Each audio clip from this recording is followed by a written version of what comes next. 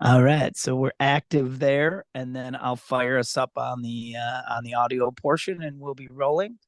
I hope All right. he confidently said, and that doesn't look right at all. All right, that's not right at all. Three, two, one. All right. Welcome, everyone, to episode 106 of the Narcissistic Music Disorder. What's up, buddy? I'm sorry if I seem distracted. I'm watching the recording program, and it's acting really weird. So I can see that we're recording, but the whole thing is really weird. That computer's acting weird. I'm going to try to ignore it and hopefully get the whole show. So anyhow, yeah, production is well, it's a tough task, man. We've been told that we have good sound, so it's I something know to be it's proud just of. and the funny thing is, it's just me. I'm so afraid of change that I'm still using like a glitchy old computer that has the program on it, and it works easy for me, and I need a massive changeover. I need so much. I would never call this room in my basement a studio. I would never be that big of an asshole. But that being said, I'm fully capable here of doing almost anything recording wise, and I'm doing it you know like a bum. I mean, like I've got everything I have is, I mean, it works for me, but it wouldn't work for anyone else. Like Kreppel would laugh at me and be like, geez, Yeah, I Steve, got what stuff patched everywhere too. It's kind it's of hilarious over here. bushly shit are you doing? So anyhow, What have you been um, listening to? Anything? I'm trying to think, dude. I feel like I have been. I feel like there's been something I've been listening to, and for the life of me now, I can't. I'm I've been still listening listening to. to Yeah, what are you listening to? David Ramirez a lot lately. His new EP or album. I'm not sure if it's an EP or a full record. I can't remember. That's great. I've been going back to Blue Edmondson's. What's The Future Ain't What It Used to Be record is fantastic. Specifically, the song Riot Night is just the visual that guy can pull with lyrics is amazing. Roseanne Cash is still in heavy rotation for me. I Yeah, I picked up remember you saying that. my wife and I were at this antique store a few weeks ago, and there was a bunch of CDs, and I picked up a Mark Knopfler and Emmylou Harris disc I didn't have, so for like two Oh, that bucks. that sounds kind of cool. Yeah, I've listened to it like two or three times now. It's pretty cool. Yeah, I'm trying to think, man. I don't know what I've been listening to much lately at all. I've been listening to um Hermanos Gutierrez, these two guitar playing brothers. Um, very cool. Instrumental stuff, surfy, not even surfy. I call it's like sounds like the desert to me. Okay. Um, so that's been a big thing for me, and I've been spending a lot of my time trying to recreate those kind of sounds and stuff, and that's been fun. That's been for me, like if I get all pumped up about something like that, then I start trying to see if I can recreate it, or I actually, I guess I mean, it sounds funny to say it, but I do record guitars for other people, and I had kind of a thing come up, a project where someone wanted to hear like a southwestern kind of spaghetti western thing, Oh yeah. and so I was able to kind of cop that. And that also, I have down here on the floor, I have a little looper pedal, that I'll loop things and just play over, and a lot of it is because of that Hermanos Gutierrez duo. If you can check them out, do so. They're cool. I mean, All right. they're super cool. It sounds a little bit like not redundant, but it sounds. Let me think what I'm trying to say here. It's very similar, and the songs are Yeah. similar in style, and it's just the two of them. Like one dude's playing, they both play guitar, this reverb soaked guitar, and I don't know, it's really cool. Are So, they playing the and nylon strings or no, they're both no? like, one of them is on a big old hollow body Gretsch, like this black Oh, one back okay. here, and then the other guy's on some weird pawn shoppy guitar, like this one back here, like my airline twin tone, Which is which is also a why they're great hanging album by Gilby Clarke. pawn shop guitars. Yes. Um, and then I'm still listening to Butch Walker. the Glenn album a lot, and David Rawlings. I've been on a David Rawlings kick since I bought a David Rawlings guitar, and then I backed out of the guitar because it didn't feel right. But Okay. yeah, that's it. That's it. So what's today's topic? We've already argued about this morning. We didn't argue about it. I just was that was a joke. But because one of the things we're talking about today may not be totally music related, right? Right. Okay. Well, lay it on Five us. of our favorite movies and five of our just soundtracks we like. Here's Doesn't my have to be problem. related to the movie Right. And necessarily. here's my problem with this right now is damn near every movie I watch, every book I read, whatever it is, it's almost always connected to music. You know Some what of I mean? mine are. I've got a At few least the that are. bed of stuff, like the soundtracks are great, or the bed in them is great. Yeah. So, and mine are just, some movies I really like and music things we can talk about, when we get there. And then, soundtracks, we've done some soundtrack shows before, and I'm sure some of these have come up, but it's always worth me reiterating because the soundtracks I picked are so kick ass. So, let's get started. What do you want to start with, movies or soundtracks? Let's start with a movie. All right. Go ahead, fire it off. Ferris Bueller's Day Off. Are you ready?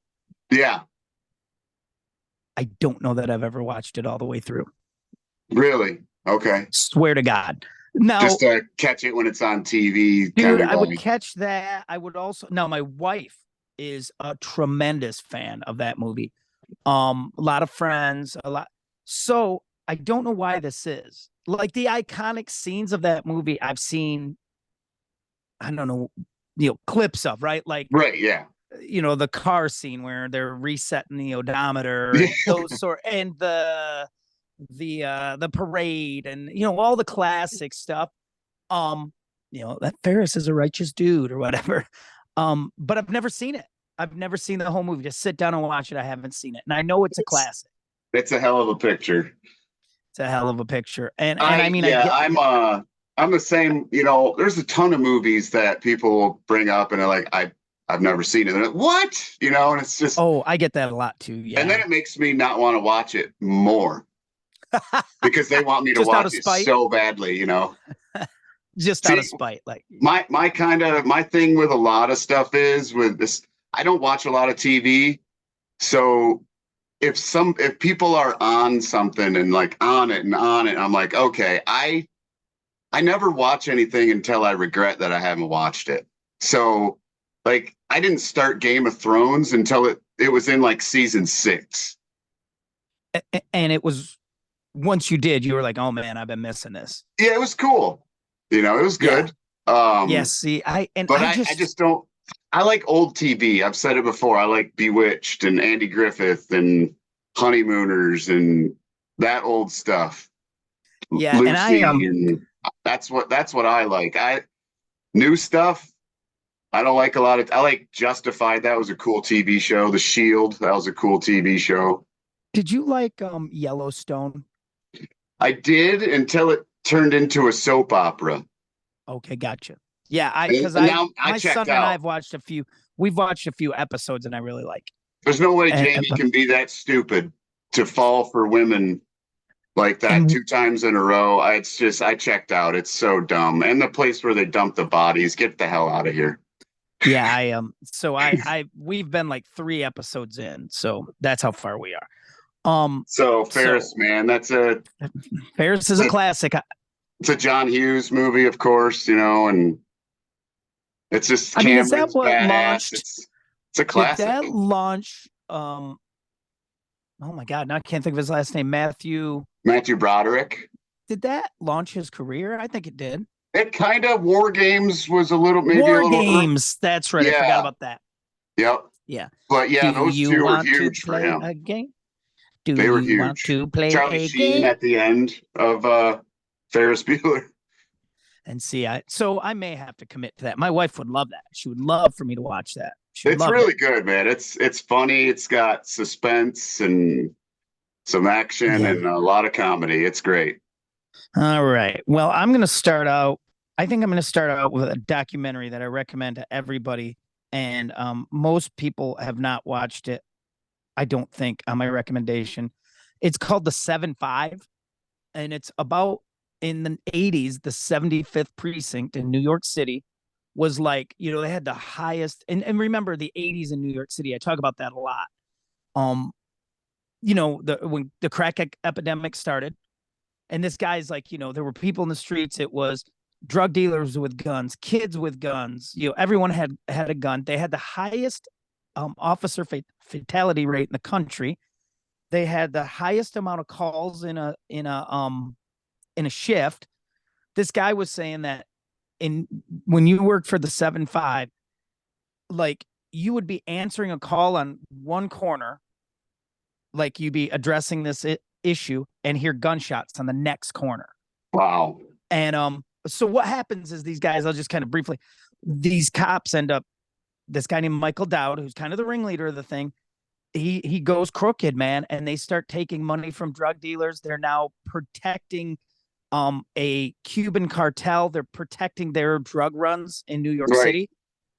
And it's just riveting, dude. It is riveting when the guy takes the first thing he does is he pulls a guy over who's got no documentation, no nothing. They called him at that time. He used a term too that obviously wouldn't fly now.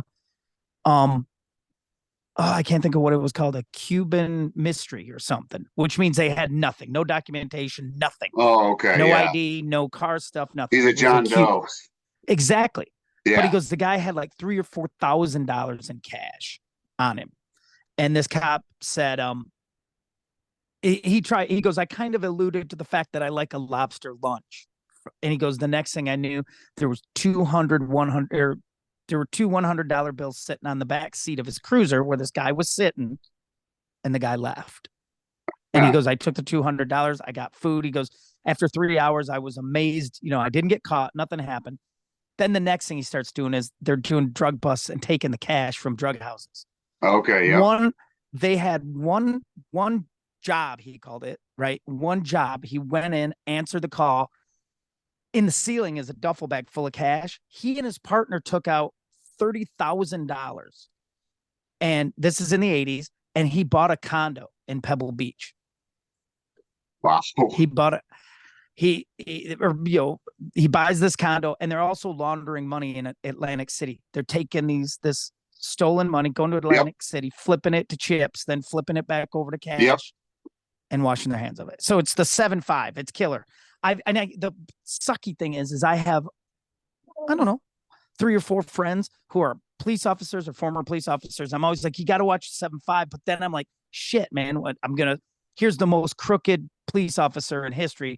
You have to watch, one of your brethren go bad. But it's Right. riveting. It's riveting. Anybody who Wow. watches that 7-5 doc, I would love to get feedback on. All right, what do you got next? I'll have a soundtrack.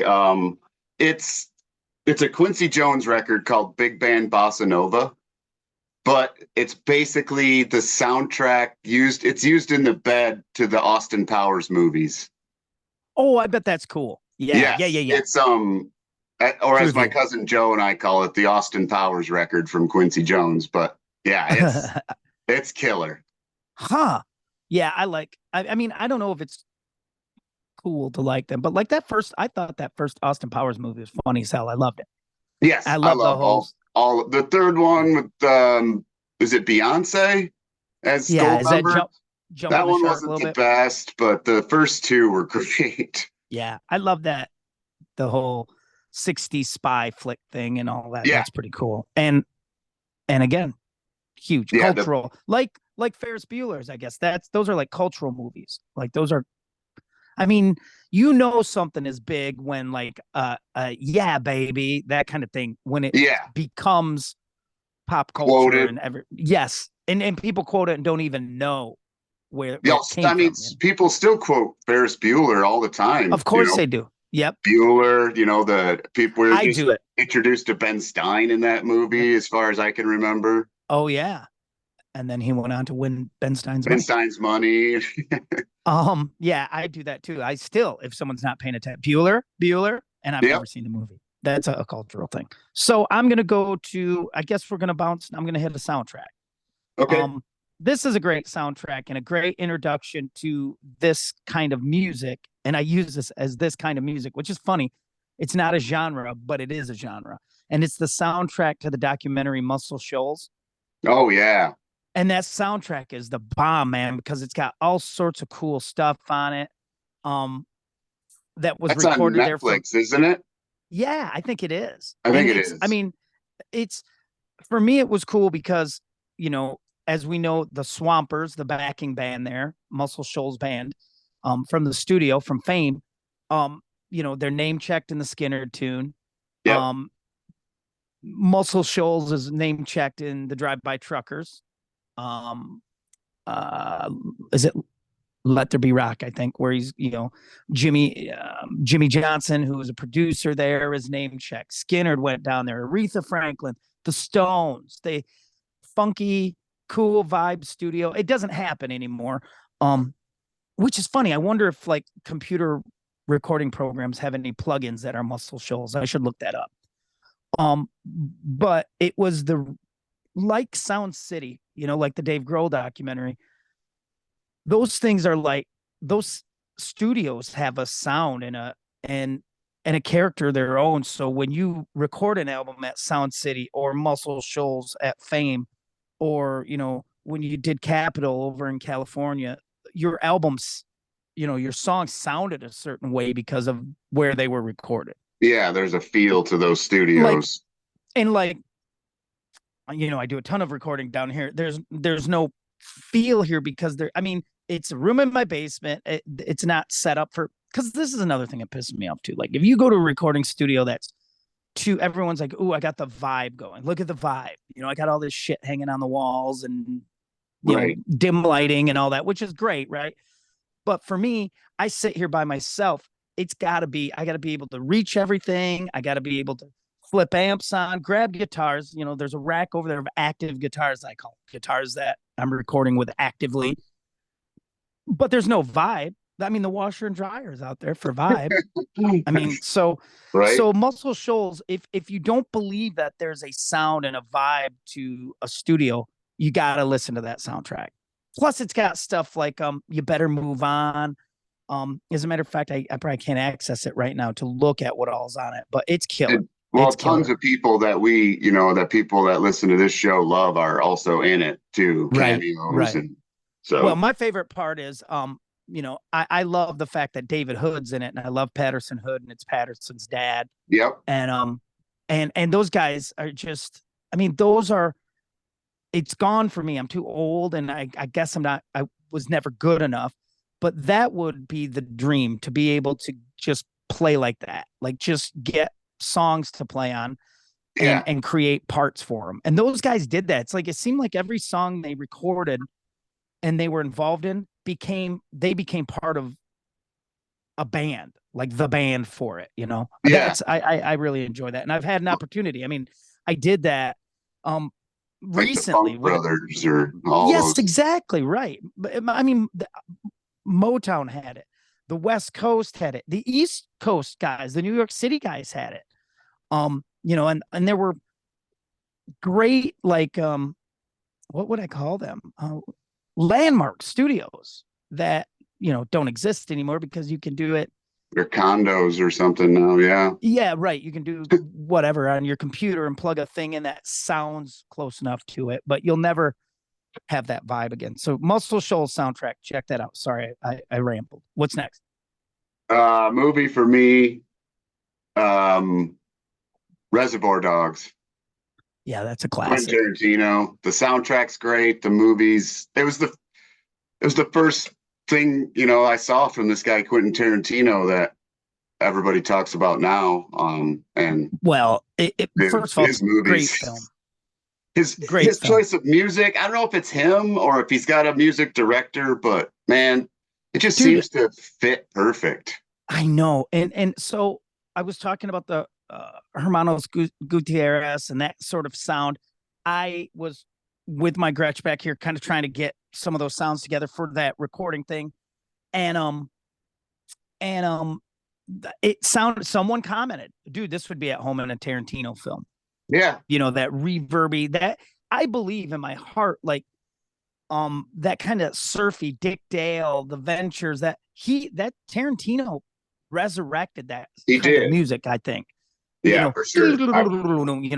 Agree. All that stuff. So yeah, and the way, I mean, the violence, right? Tarantino violence is stellar. And I mean, but for me and probably for you and anyone else who's kind of seen that film, I can't hear like Stuck in the Middle with You by Steeler's Wheel and not picture the scene, No, I same.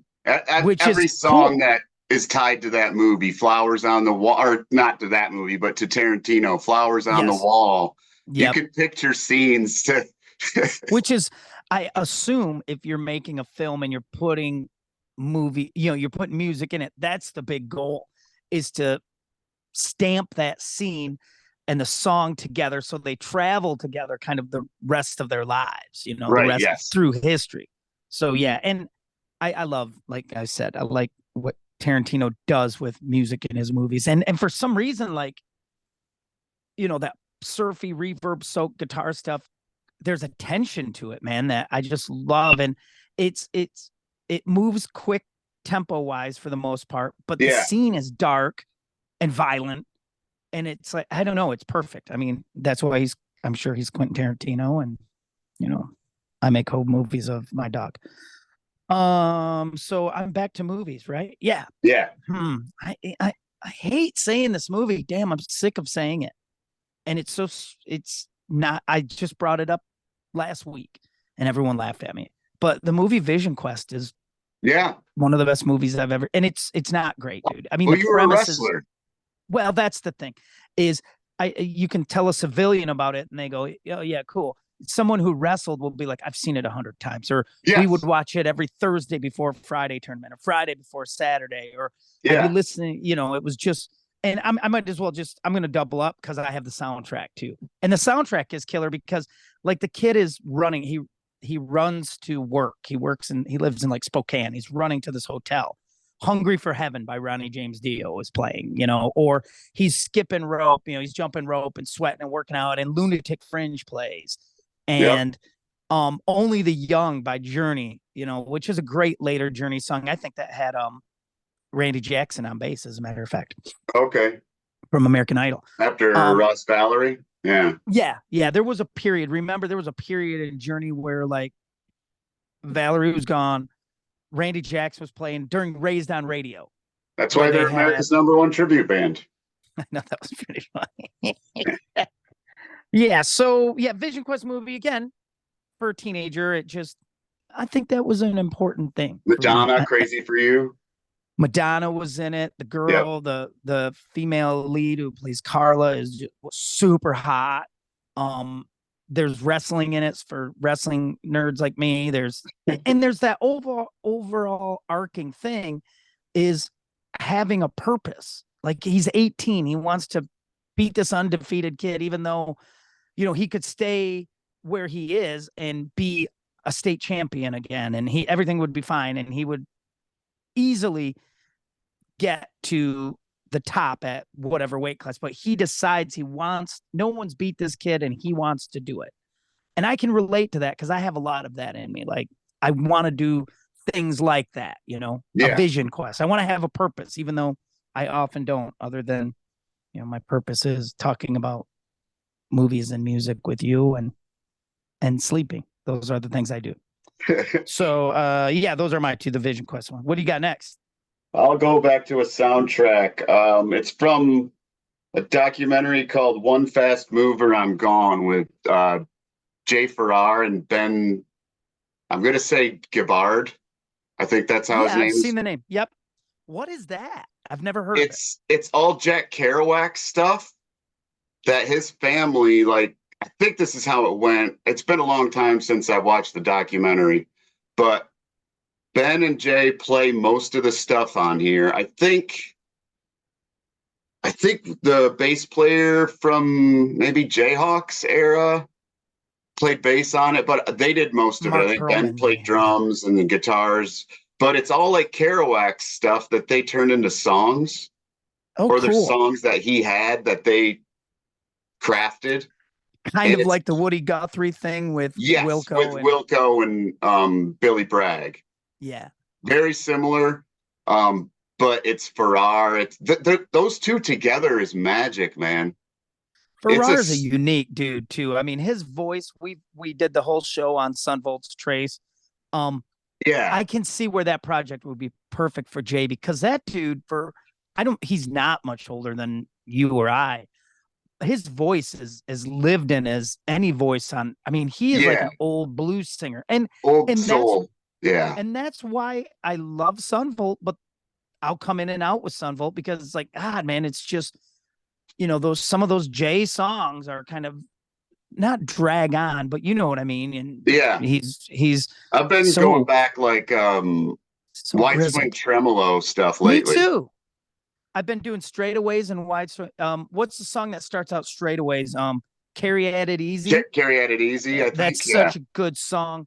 So I have been too, and I also went back to Trace because I have a gig coming up that I'm learning songs for, and one of them is Mystifies Me, Oh and yeah. dude, That's that not their song though, right? That's no, it's Ronnie Woods. Ron Wood, yeah.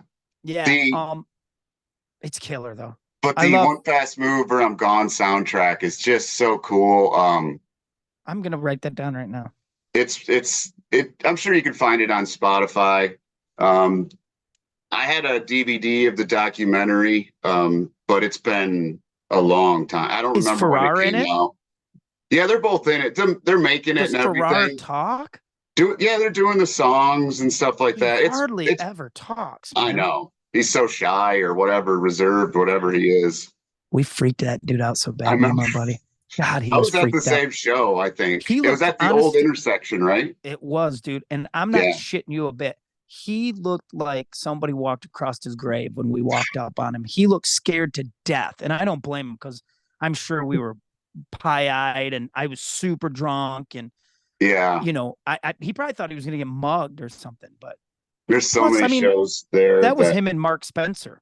I think it was Jay Farrar and Mark Spencer. Mark Spencer played guitar with him. And as much as I love Jay, it was it was very boring. boring. Oh, Boring. God, it was boring. All right. Good. yeah. So you went back to soundtrack. I'm going back to soundtrack. I did Muscle Shoals. I've done Vision Quest. You know what a good soundtrack is that I got to get my kid hip on is the soundtrack to Almost Famous. Yes. That's got great tunes. Plus, it's got my favorite Simon and Garfunkel tune, America. It's got Tiny Dancer, which my son is starting to get really hip into Elton John. And we were talking about Tiny Dancer, and I said to my son, I said, yeah, I used to kind of play an acoustic version of Tiny Dancer. And he's like, you did? And I said, yeah. I said, there was a really cool CMT Crossroads that was Ryan Adams and Elton John. Remember that? Yeah, great one. And Ryan does a version of Tiny Dancer on there. And it's Yeah, I cool, have it on man. DVD. It's great. I've been getting into Ryan Adams again. Yeah, I've I been have the getting into new Ryan one. Adams. I've been listening to Wednesdays, I think, is maybe a new one from him. Well, who can tell? He's probably released a new record while we've been talking. But yeah, like that Almost Famous soundtrack. And I don't have the movie as one of my movies, but it's a killer flick too. It's a good movie, yeah. But the music is so good, man. Like it's just so good. And I know and you know what? To this day, I don't know who the band, what were they called? Stillwater? Stillwater. Like, I don't know who that is. Like, who the studio band that did those tracks. No, I don't either. And I should look it up because, like, the song, remember Fever Dog? The song? Yeah. Fever, I mean, it's on the soundtrack, isn't it? It's killer. Yes. Yeah. It's killer. There's two of them, I think. There is. Yep. And Jason Lee he looked like old Paul Rogers mixed with like Robert Plant. That's who he was. They were kind of like, I guess when they were modeling their imaginary band, it was like Free and Zeppelin. I love it I like it when he freaks out over the t-shirt. I don't know, only because I'm the singer. Yeah, right. He's like way in the back or something. Yeah. You know, the hard thing for me too is, and I love that movie, is Jason Lee's in it, and I struggle because He's Brody. right, right, he's Brody, man. Yeah, he's gonna give me the stink poem or something. Yeah. Yeah, so Almost Famous. What do you got next? Where are we going? I have the movie Swingers. John Favreau, Yeah, Vince Vaughn. uh, Vince Vaughn. Never seen It it. launched a few guys. What's his name? Oh, I can't think of his name right now. The guy that was in Office Space, Ron Livingston. Yeah, I He like him. played John Favreau's buddy. It's just if you grew up, if you well, you know, the same age as we are, we're both in our 50s. I watched that movie so many times when my girlfriend dumped me. Yeah, it was your Oh my go-to. God, dude. I, yeah, that's another one. Great soundtrack. It's also one of my soundtracks, so I might as well get that out of the way. It's got jazz, it's got George Jones, it's got King of the Road, newer like big band type of stuff Did from Big Bad Voodoo Daddy. did you have a '90s period when you were a swingy dude? Are you kidding me? Of course I did. You did. Good, good. Yep, I can Cherry see that. Poppin' Daddies, Big Bad Voodoo Daddy, all those They were cats. cool. I dug all that. I did. I Some of didn't get the oh, what's the impression that I get band that stuff. Mighty Mighty Boss Tones. There you go. Yeah. Yeah, yeah, that was cool. That was a weird time, man. And Yeah, I mean how? there's some of the I like, you know, bands like Less Than Jake, Yeah. a little bit of not too much ska, but some of Do it you know mixed the in. Do you know the Less Than Jake Bang Tango story? No. So get this: when Less Than Jake are out touring, when Yeah. they're kind of at their peak, they ask, "Who do you want to open?" And the dude's like, "Bang Tango." No kidding. And you know, obviously the people like the record label, I'm sure is like, what are you? He's like, I love Bang Tango. I love Joe Listay. I love Bang Tango. And I want Bang Tango to open for us. And they did. They played a bunch Nice. of shows with Less Than Jake, you know, and That's killer. isn't that amazing? Like, and the kid, right? The kid, the singer guy for Less Than Jake is young. These Yeah. Bang Tango dudes are my age or older, and they did like some version of Bang Tango, Joe Listay and Bang Tango. I don't think Mark Knight or Kyle Stevens or Okay. any of those guys were in it, but they did a run with Less Than Jake. I wonder if it was when Joe Listay was doing the oh, what was that other Beautiful band? Creatures. Yeah, Beautiful Beautiful Creatures. Creatures. It was Bang Tango though. I mean, the band Yeah. that opened was Bang Tango Yeah, and, okay. and billed as Bang Tango. That's And awesome. I think But somebody in the those band Less Than was Jake does a awesome cover of Surrender. yeah. Cheap See, Trick. you forget that too. I mean, I forget that those guys, you know, a lot of those bands were exposed to the same records I mean, you and and they I were, also, I think they also do, you know, the Dukes of Hazzard theme song. So I mean, which is killer. Yeah, which I love. Waylon. All right, so yeah, you were Swinger soundtrack. Swingers. I'm going back to movies. The by far the one of the finest music documentaries and one of the most accurate music documentaries ever made is This is Spinal Tap.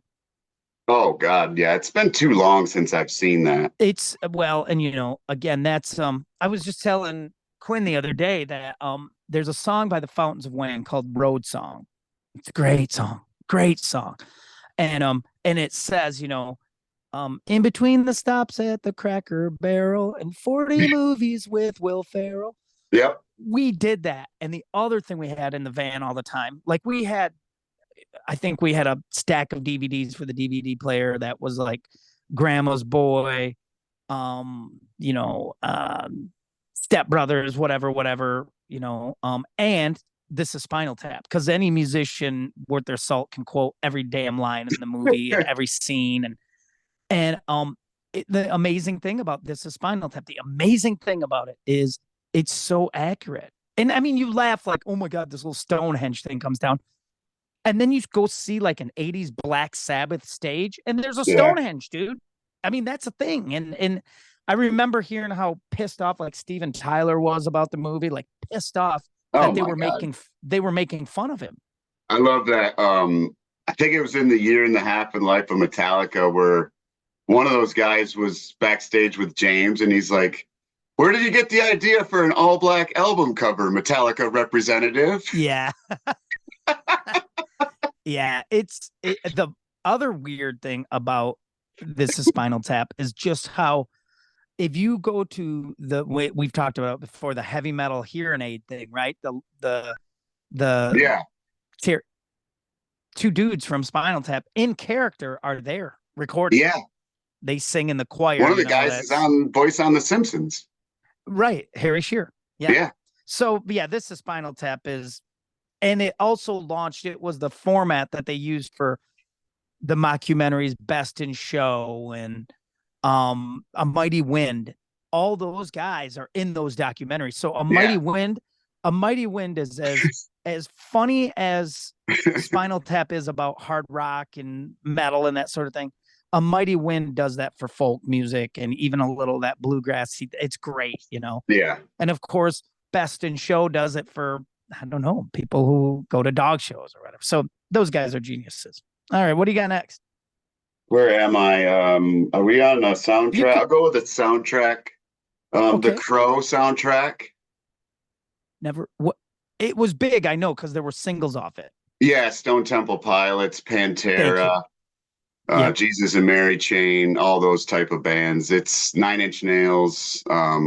Pretty industrial-ish, Yeah, grungy, yeah. dark.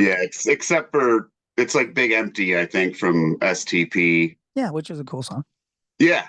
But also love, the Crow's great. Brandon Lee. It's That's the really movie good he movie. dies. He was killed making, Yes, correct? correct. During a shootout scene. Yeah. He was literally shot, right? Yeah, I think that's a malfunction with a prop gun, something. Yeah, it was weird. Jeez, that's freaky, right? God, can So you imagine, dude? You're filming and someone literally gets shot. I I know, and mean, there's like a weird interview with him that he's like, he loved that movie, and he's like, this is the first movie that I've ever filmed where I feel like the violence in it is justified, and he's like, I could die happy knowing I did this movie, and then he dies during the freaking movie. oh my God, that's crazy. Yeah, it's Creepy. Creepy. so sad, sucked. Yeah. But yeah, the Yeah, I movie's remember that. freaking awesome with, but not the other crap that they made other ones that were Yeah. shit. That one was that I think that Crow, the one you're talking about right now, the original, is Yeah, kind of a that's an iconic film. it was That's a based off a comic, a graphic novel by James O'Barr. okay. So yeah, it's just, which I'm a huge fan. I got it. The All Crow right. right here. Look at James you. O'Barr. Okay. Guy, check this guy out. He reads, everybody. He reads. Let's see. So I'm trying to think of where I went last. Was Spinal. So let's get over here to what my final soundtrack that I have, because I've done Vision Quest, Almost Famous, Muscle Shoals, Dazed and Confused. This movie, I'm sure I've never checked, but I'm sure it was critically panned. I'm sure it was just a horrible movie. I love it. It stars Michael J. Fox and Joan Jett. It's called Light of Day. Have you ever seen Oh it? yeah, It's a killer flick. I mean, it is just cheesy and stupid. And the I mean, it's not, soundtrack. I remember buying the 45 single at a dude, record store in the mall. The song Light of Day is a killer, man. It was written by Springsteen. Okay. On the internet, you can catch a lot of like Springsteen jumping up and playing it with Joan Jett and the Blackhearts. Um, and there's originals on it. This band, fictional band called the Barbusters. And to make a connection, the bass player in the Barbusters in the band in Light of Day, Michael J. Fox on guitar, Joan Jett on guitar and vocals, Cat on drums. Did they have a keyboard guy? Maybe, maybe not. But anyhow, the bass player is Michael McKean, the guy who's David St. Hubbins in Spinal Tap. Oh, okay.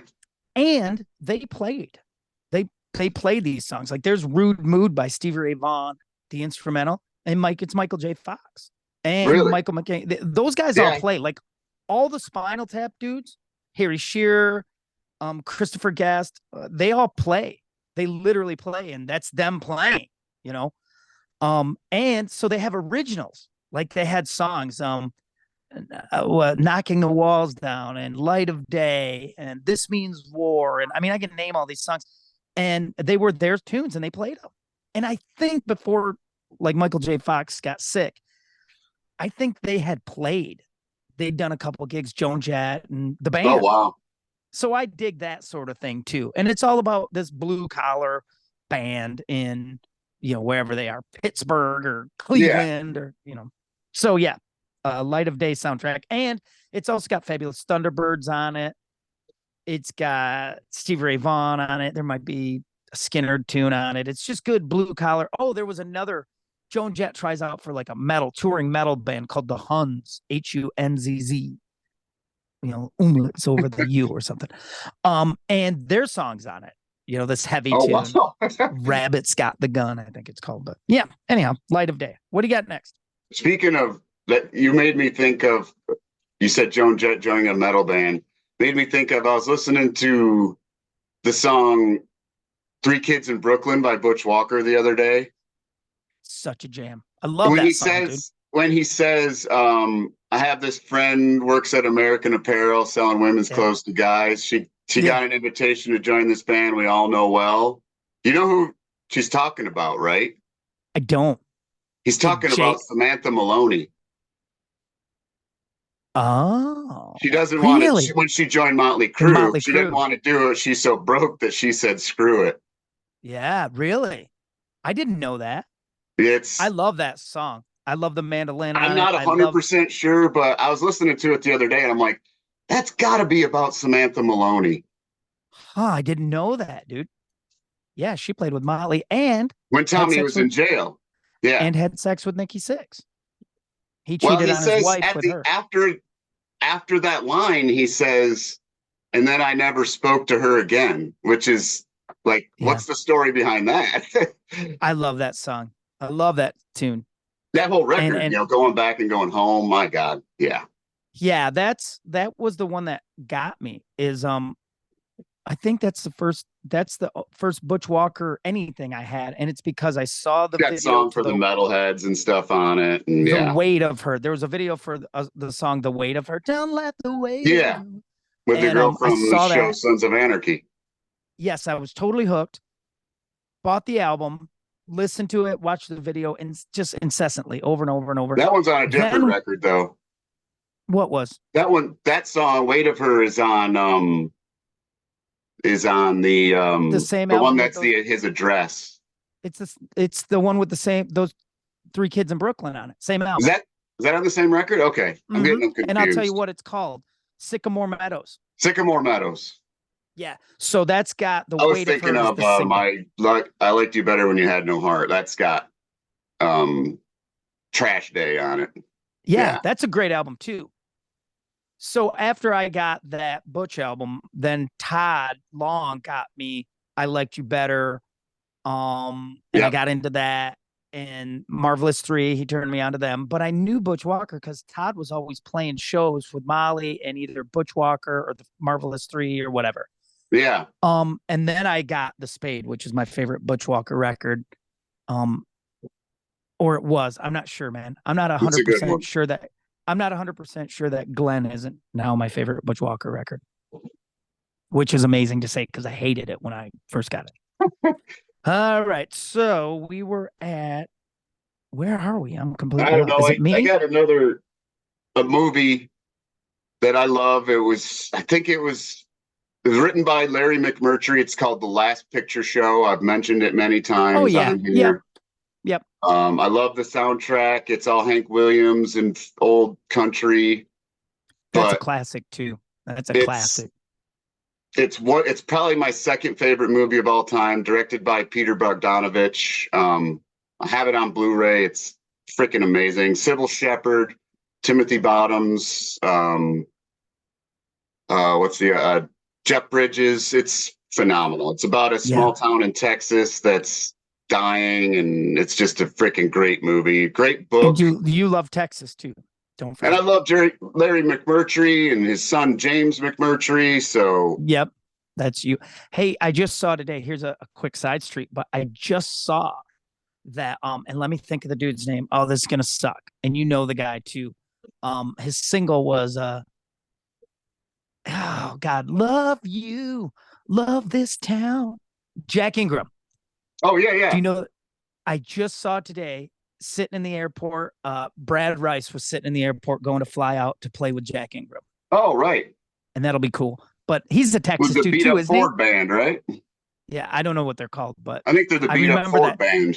I remember that single was awesome. Love you, love this town. Because Todd Snyder has that lyric. If you see my friend Jack, he's running around in a beat up Ford. Whenever he pulls over, a place gets packed. Something like that. Cool. Yeah. So anyhow, that was a side journey for me. And so last picture show, Last picture show. I'm almost tapped here. Because one of my movies was Light of Day, and I covered that with the soundtrack.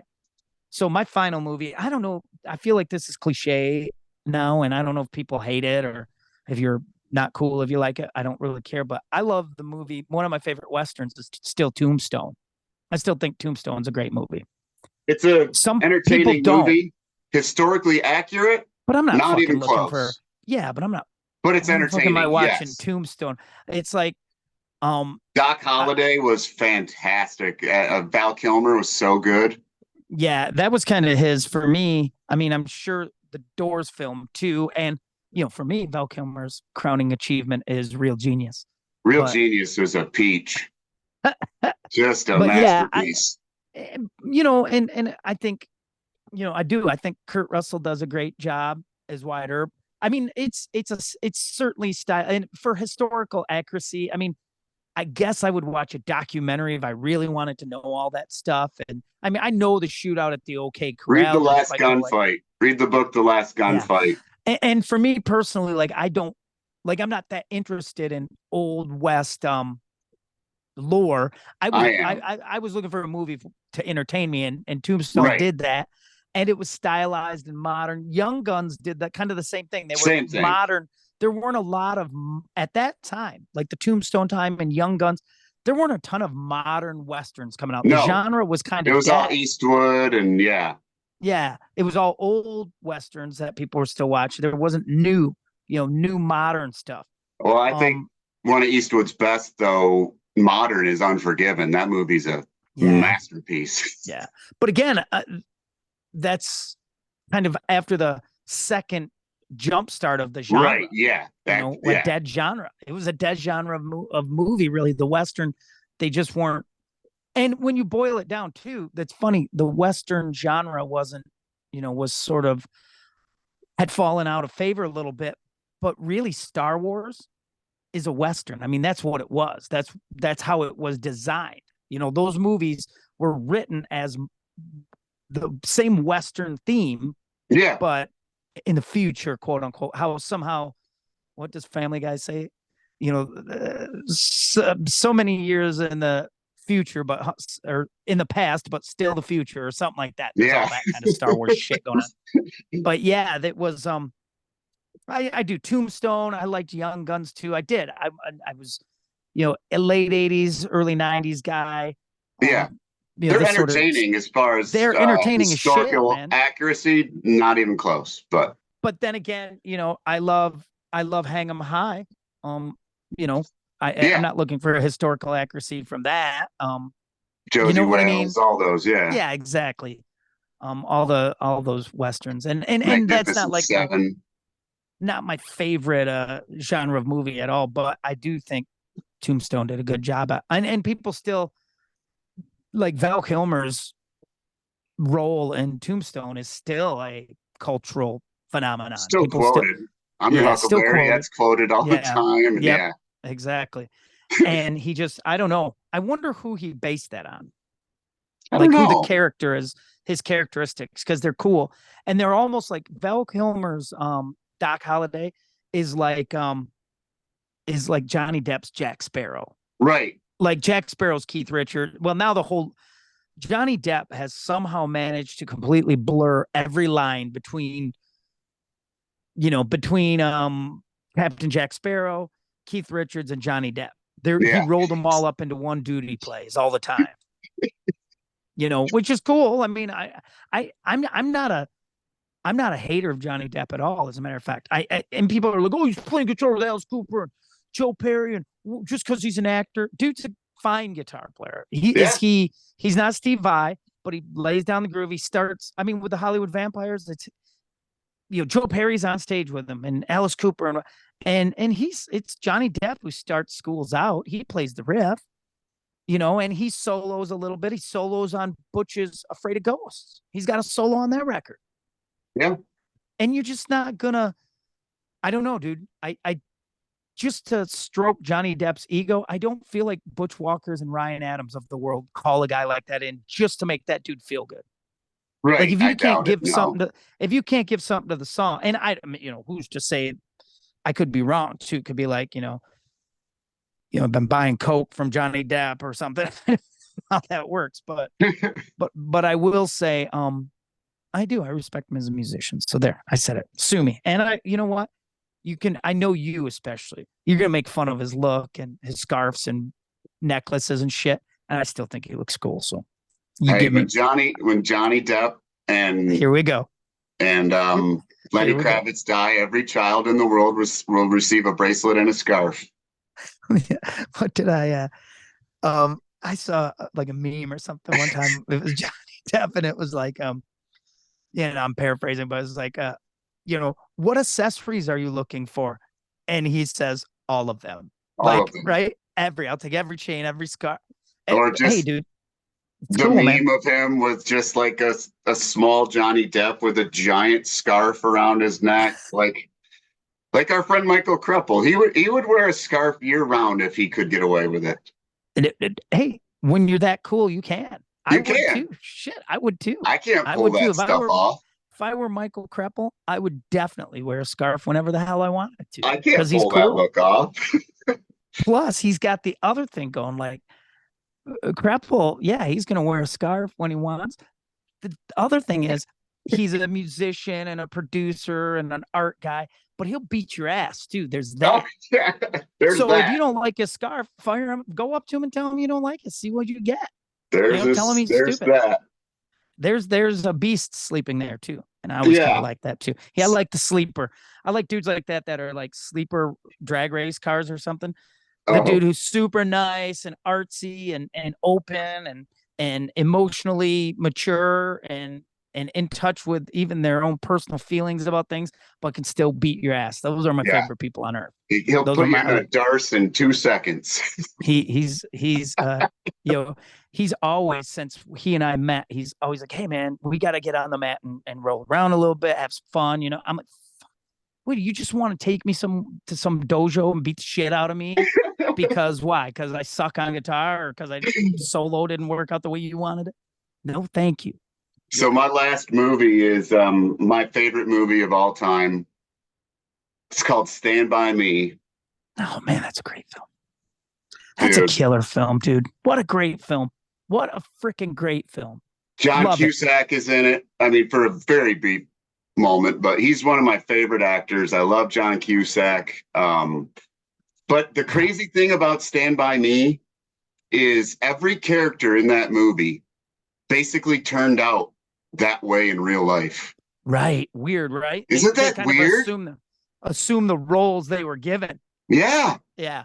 Like River died young, and Jerry's got a family, and Will's a writer and an actor, and what was Corey's a train wreck. Isn't that, oh my God. Just like his actor was, his character in the movie. So, so in that movie, right, and I don't know what it is. I mean, maybe it's because it's just so rich in subject matter. But the other thing I really like about that is it introduced that, to me at least, and I'm sure it's been done before, but that kind of wrapping up voiceover at the end. So and so did this, and so so you didn't have to have more movie. You didn't have to go, shit, man, I wonder what happened to him. They closed that for you. They close it, and that's kind of cool. Like, and people do that. There's a couple things that I see all the time now. That's one of them. The recap, the future, the revisited, I call it. Right now, here's what happened to them after the last scene of the movie. And the written stuff on the screen that I remember seeing, it was big in like singles and stuff like that, where you'd have Clerks did it. All those little techniques that you'd see from like Kevin Smith or Yep. Cameron Crowe, those are standard now. Like you can start a storyline anywhere you want now, and you can just use the intro in text or a voiceover to catch everyone right up. Right.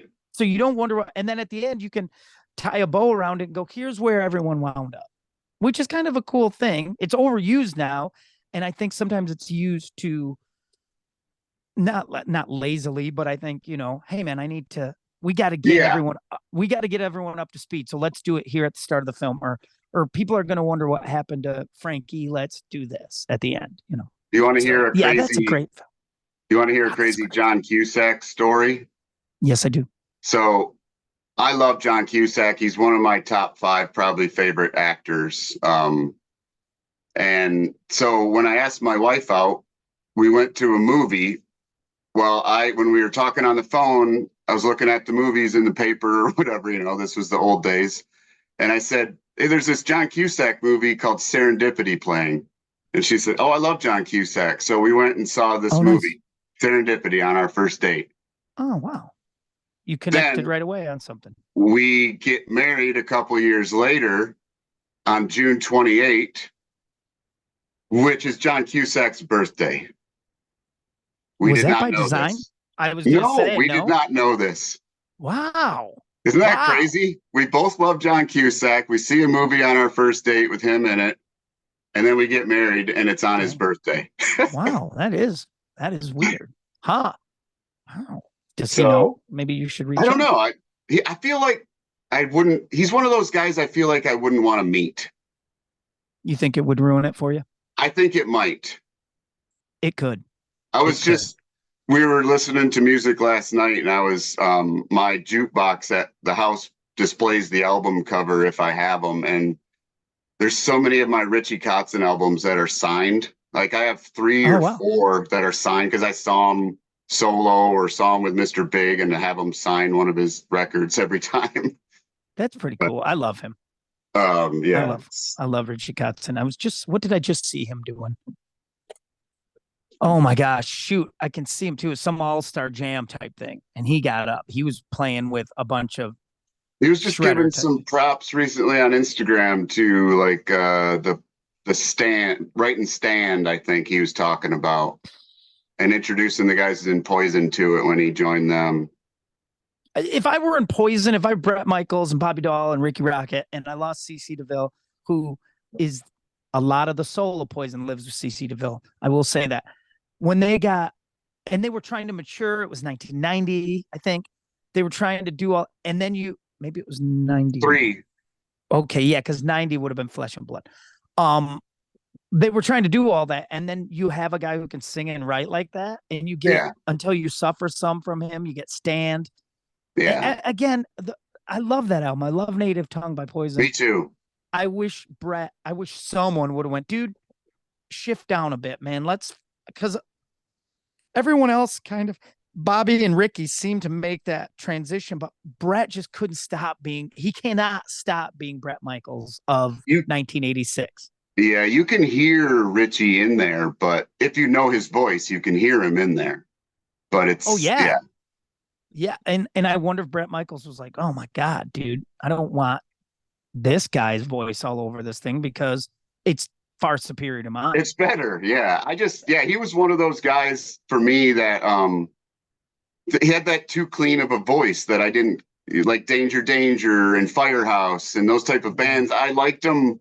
I liked a lot of those bands for the guitar player. I didn't listen to him because I liked the vocalist that much. Well, and the other thing is too is I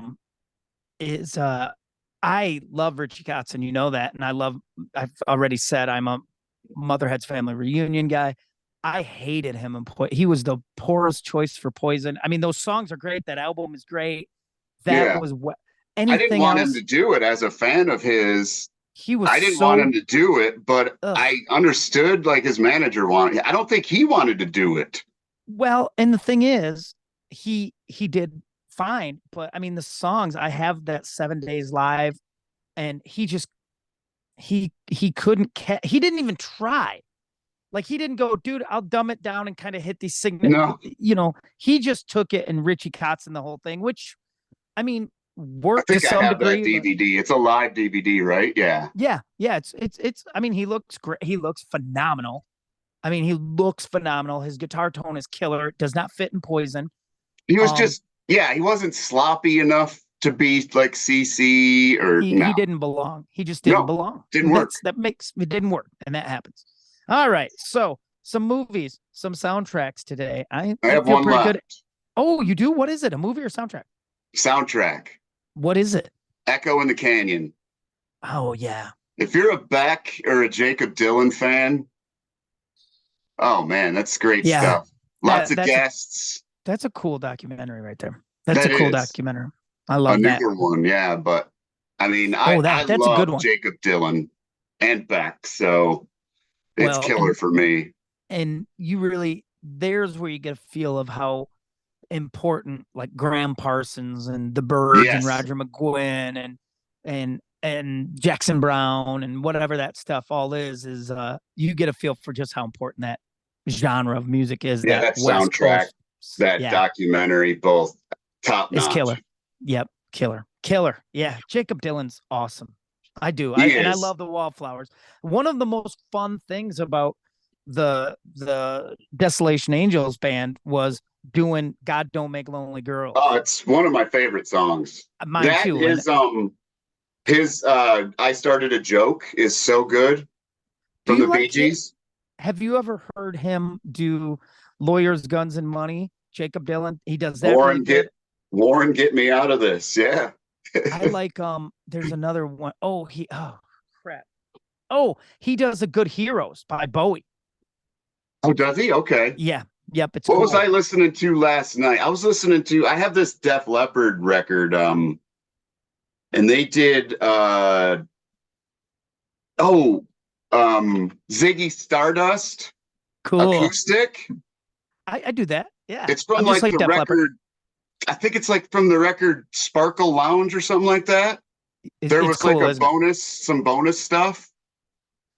There's cool crap on there. Dude, There's it's funny you say that. It's stuff funny with you Phil Collin on lead and acoustic stuff. I There's just have them been doing watching it. all the young dudes, which is really cool. Can't do the chorus. That's my struggle with that.